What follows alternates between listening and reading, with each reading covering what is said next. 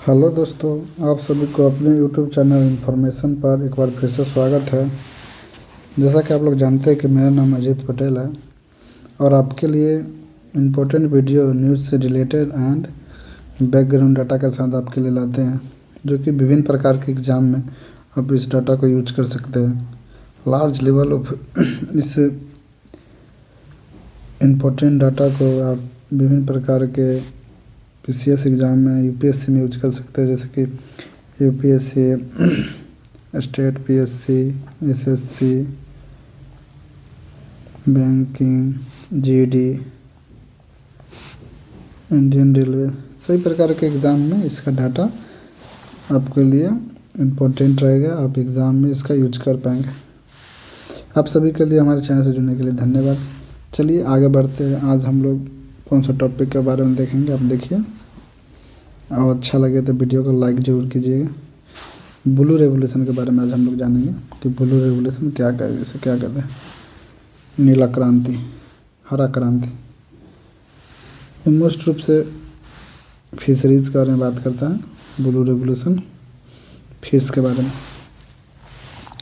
Blue revolution के बारे में जानेंगे हम लोग। इसका हिस्ट्री कब से शुरू होता है, ब्लू रेवोल्यूशन क्यों होता है, इसके बारे में जानेंगे। It is reference the time of the intensive growth of the worldwide aquaculture. Aquaculture यानी एक्वाकल्चर का मतलब होता है पानी में रहने वाले जीव जंतु। एक्वा मतलब पानी और कल्चर होना उसके जीने का तरीका। जैसे एग्रीकल्चर होता है तो एग्री मतलब होता है ज़मीन, भूतल, उसको होने वाला। इस प्रकार से फिशरीज सेक्टर के बारे में बात करता है। Industry from the mid 1916 present day, 1960 के समय का बात है। प्रेजेंट में the aquaculture industry has been the growing at the average rate of 9% of year and India one of the fastest grower. Present time में वो इंडिया जो सबसे फास्टेस्ट ग्रोवर है अभी के समय में। In other words of the rapid increase in the production of the fish marine product. India जो है बहुत जल्दी, बहुत तीव्र गति से बढ़ने वाला प्रोडक्शन के मामले में या कंजर्वेशन के मामले में सबसे ज़्यादा फिश सेक्टर का ग्रोथ करने वाला इंडिया है। पैकेज प्रोग्राम ऑफ द, जिसको ब्लू रेवोल्यूशन के नाम से भी जाना जाता है। Blue revolution first began in China, first began in China से शुरू हुआ था। Where fishes in the, China को तो पता ही है कि क्या खाता है, कीड़ा मकोड़ा है और इसलिए मछली ज़्यादा खाता है वो।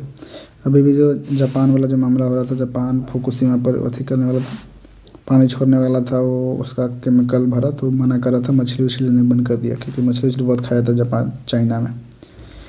चलिए आगे बात करते हैं। Fisheries is the ancient activity China account of the around 2/3 total aquaculture production world wide of weight and the राउजली हेल्प ऑफ मार्केट वैल्यू।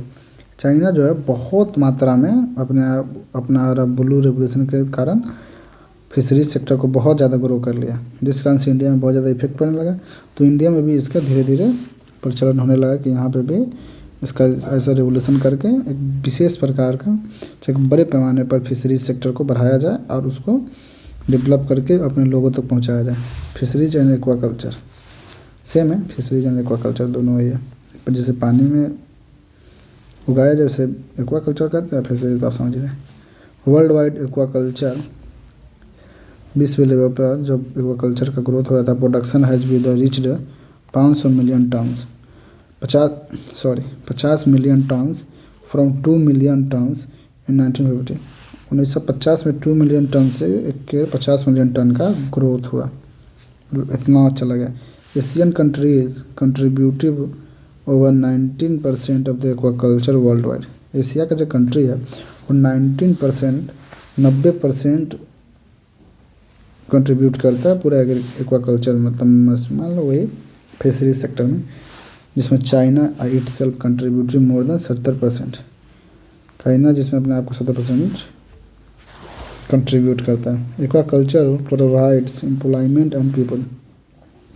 जैसे कि इंडिया में आप लोग देख सकते हैं कि इंडिया एक बहुमूल्य देश है जो कि तट से किनारे बसा हुआ है। नीचे के लोग आधा से ज़्यादा लोग इधर करके फिशरीजे पर ज़िंदा रहते हैं। पश्चिम बंगाल में तो फेमस ही है फिशरीज सेक्टर के बारे में। तो तमिलनाडु के, केरला के सभी लोग बहुत ज़्यादा मछली पे डिपेंडेंट रहते हैं, जैसे कि आप लोग इस प्रकार से समझ सकते हैं। चलिए इसको हटा देते हैं क्योंकि अच्छा नहीं लग रहा है। आगे बात करते हैं। Some 880 million peoples are employment fish farming with the salmon cages Norway, pound, Thailand. 880 million peoples को मिला नॉर्वे में, पौंड्स एंड थाईलैंड में। Employment in the fisheries sector has the grown faster than the world population, growing the world population। इस प्रकार से fishery sector का development and employment दिया। Employment are the traditional agriculture के हिसाब से fisheries and aquaculture provide the 4.3 billion people with the over 50% of their annual animal potential consumption and are the visual sources of the micronutrients। अच्छा कोई खास नहीं है। Fish the sea food, पानी रहने वाला जब जीव जंतु को खाने वाला। Most trading food of the country commodities. Fish जो है सी फूड में सबसे ज़्यादा खाने वाला कंट्रीब्यूट करता है, जो कि 53% का। इसलिए top 10 species of the fish caught of the aquaculture including other oysters, salmons, trout। ये सभी प्रकार है फिश का। Blue revolution in India launch in the during the 7th 5-year plan. 7th 5-year plan, 7वां जब 5 ईयर का plan चल रहा था 1985 to 1919। During which of the government sponsored fish farmer development agency. उस समय गवर्नमेंट ने फिश फार्मर डेवलपमेंट एजेंसी बनाया था। During the 8th 5-year plan 1982 से 1997 intensive marine fisheries programme was the launch in the collaborate MNC consortium. 8th 5-year बना था उस समय के बाद। फिशरीज हार्बोरस, टेक्टोरिन, पोरबंदर, विशाखापट्टनम, कोच्चि, पोर्ट ब्लेयर इस्टेब्लिश। इस सभी जगह पर इसका बोर्ड का इस्टेब्लिश किया गया और मूल रूप से जो लोग आते थे फिशरीज सेक्टर में काम करने वाले सभी इस प्रकार से काम करते थे। फिशरीज के लिए कितना डिस्ट्रीब्यूट भी हुआ, जैसे कि ये देख सकते हैं इंडिया का ये है, श्रीलंका। इंडिया के लोग इधर श्रीलंका के साइड आ जाते थे, श्रीलंका के लीडर, तो इसमें श्रीलंकन आर्मी धार लेकर रख लेती थी। इसलिए बार बार न्यूज़ में आप लोग सुनते होंगे कि कैसा डिस्ट्रीब्यूट होता रहता है। रिसर्च सेंटर्स खोला गया। चलिए अब आगे देखते हैं। आउटकम्स हम लोग को इससे क्या प्राप्त हुआ। फिर the improvement of the aquaculture, इससे बहुत बड़ा एक्वाकल्चर यानी पानी के भीतर जो होने वाला कल्चर यानी फिशरीज आदि प्रकार के सभी का बढ़ावा मिला। और new technology and fish breeding, rearing, marketing और एक्सपोर्ट, विभिन्न प्रकार के डेवलपमेंट हुआ। उसमें एक्सपोर्ट मार्केट बढ़ा, सब बढ़ा और इंडिया का रेवेन्यू जनरेट हुआ। India fisheries sector was the producer of the 60,000 ton fish 15 year. 50 साल में 60,000 टन आगे the production of 4.7 million ton और 4.7 मिलियन टन की including 1.6 ton for the fisher fresh water में। India recorded the average annual growth of the 14.8%, मतलब 15% का growth किया था India. Fisheries are the fact of India single largest agriculture export of the growth rate of the 6 से 10%। The last 5 year in comparison the growth rate of the farm sector in the same period of the 2.5%। इसी प्रकार से अगला देख सकते हैं आप, primary sources of livelihood. जो लोग फिशरीज में काम करते हैं उसका प्राइमरी सेक्टर है जीने का, क्योंकि मछली पकड़ते हैं डायरेक्ट बेच सकते हैं, तब को बेनिफिट हो जाए। India and the country of the world second largest fish producer. India का वर्ल्ड का सबसे सेकेंड, इंडिया जो है सेकेंड लार्ज प्रोड्यूसर है, देन 4700 करोड़ रुपीज़ का। Current USA is the largest market for Indian seafood products with the share 26.46% the term of the export marine product of the South East Asia countries 26% लगभग, European Union national इसमें 20%। The fisheries and the aquacultural product contributor around 1% of GDP. India के GDP में 1% contribute करता है और 5% of the agriculture GDP, 5% agriculture contribute करता है India की जीडीपी में। Unutilised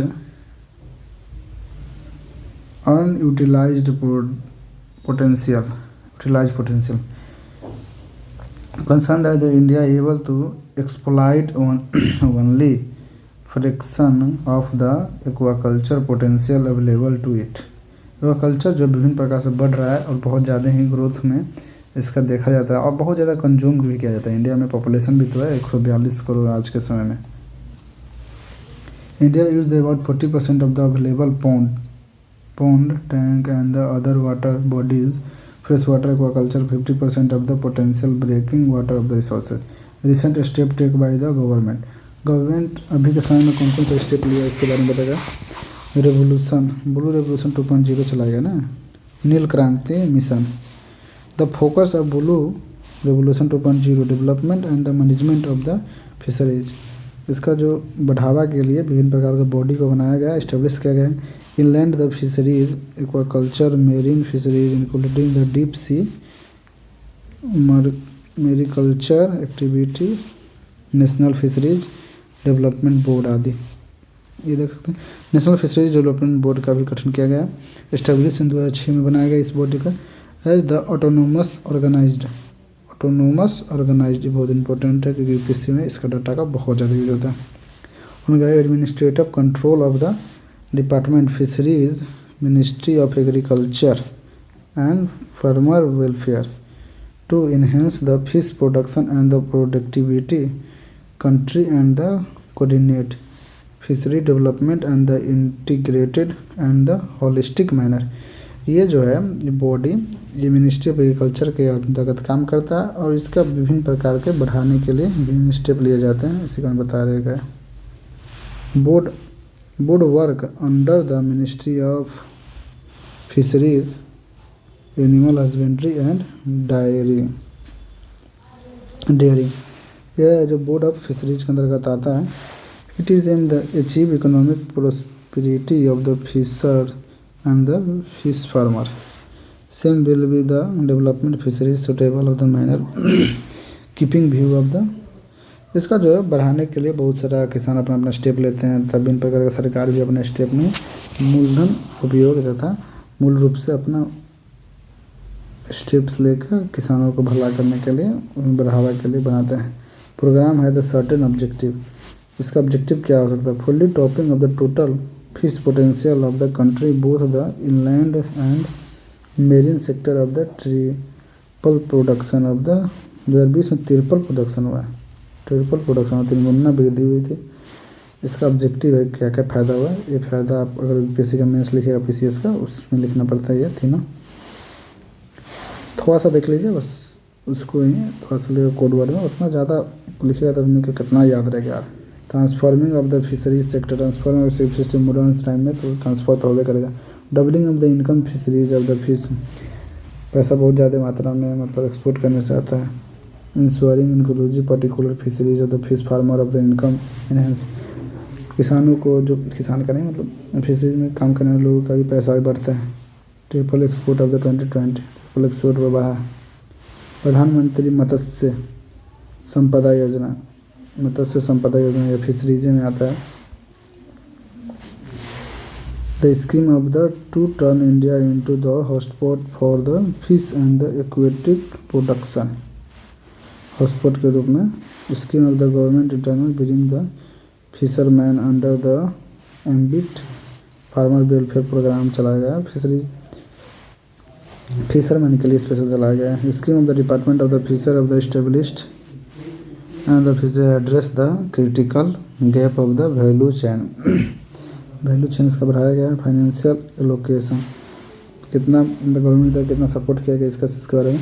the government has the allocated of the 804.75 crore rupees का fisheries sector in the current physical it is the aim the augment fish of the production achieve is the state the 15 million turns 2020 में and 20 million turns 2022 में 22 से 23 में। अभी तो 23-24 चल रहा है तो इसका फिर आएगा 22 से 23। Initiative taken under the MG NREGA scheme के तहत the government under the MG NREGA has the development farm of the pond. वो तो जानेंगे आप उसका स्टेप्स क्या क्या लिया गया जिस कारण से बढ़ा है। ये आपका इसका चैलेंजेज है जो कभी क्या क्या चैलेंज फेस करना पड़ता है। Food and agriculture organisation 19% the global marine fish stock have the either been the fully exploited. मतलब मछली के चक्कर में ज़मीन के अंदर जो रहने वाला जीव जंतु है छोटे छोटे कीड़ा मकोड़ा वो बहुत ज़्यादा एक्सप्लॉइट होता है। इस कारण से वायुमंडल या क्लाइमेट में थोड़ा बहुत डिफरेंसेस देखने को मिलता है। Discharge of the harmful substances और उस कारण से नीचे का जो बैठा हुआ है वो वाटर बॉडीज में फैल जाता है। Harmful gases causes disadvantage aquatic life है एंड वो ये है चेंजिंग ऑफ क्लाइमेट। इसका हम बताएंगे ये तीनों ऊपर से ध्यान रखना है। अब वे फॉरवर्ड इसका रास्ता क्या हो सकता है। India long coastline has the potential become the strength of the economy particularly throughout the exploitation the blue revolution. Particularly या एक्सटेंशन इकोनॉमी में बहुत सारा पुशअप करता है इसलिए इसका होना ज़रूरी है। India can grow of the extent 10 trillion of dollar of economy in the 2.7 trillion dollar of today with the help of blue economy. इतना इंडिया को इकोनॉमी में हेल्प करता है ब्लू रेवोल्यूशन के कारण। Need the development for the scientifically it's of the fishing system. आप लोगों ने blue revolution and fishery sector के बारे में पूरा मोस्ट इम्पोर्टेंट डाटा हम लोग ला कर दिए हैं। इसको आप एक पूरा वीडियो को बार बार देखिएगा तो आपको इसका याद रहेगा और आपको विभिन्न प्रकार के एग्जाम में इस डाटा को यूज कर सकते हैं। मूल रूप से इस डाटा का उपयोग लार्ज लेवल पर यूपीएससी स्टेट पीएससी सभी में मेंस में बहुत ज़्यादा कर सकते हैं। क्योंकि ज़्यादा एग्जाम में उतना खास प्रश्न नहीं आता, नॉर्मल ऊपर कहीं थोड़ा सा ध्यान रखिएगा हो जाएगा। आप सभी को अपने यूट्यूब चैनल इन्फॉर्मेशन पर बहुत बहुत स्वागत है। अब वीडियो देखने के लिए आप सभी को धन्यवाद। अगर आप लोग वीडियो देख लिए होंगे तो प्लीज़ सब्सक्राइब कर दें एंड लाइक कर दें, कमेंट भी कर दें, अपने दोस्तों के साथ शेयर भी कर दें और बेल आइकन प्रेस कर लें कि कोई भी इम्पोर्टेंट वीडियो आपके लिए डाला जाएगा तो आपको उसका नोटिफिकेशन सबसे पहले मिल जाएगा। आप सभी को चैनल को विजिट करने के लिए धन्यवाद।